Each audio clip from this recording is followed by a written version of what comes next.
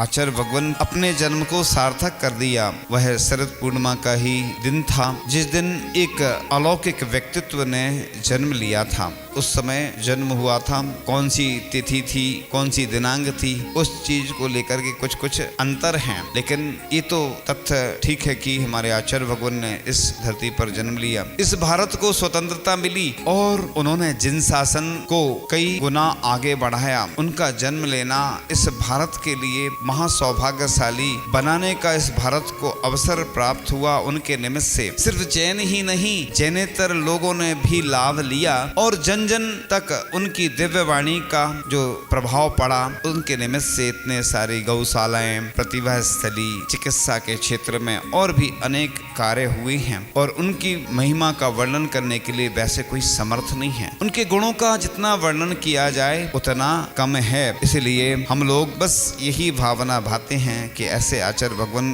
का सानिध्य हम लोगों को हमेशा प्राप्त होता रहे, वह दीर्घायु हों और उनका लाभ भी हम सबको मिलता रहे।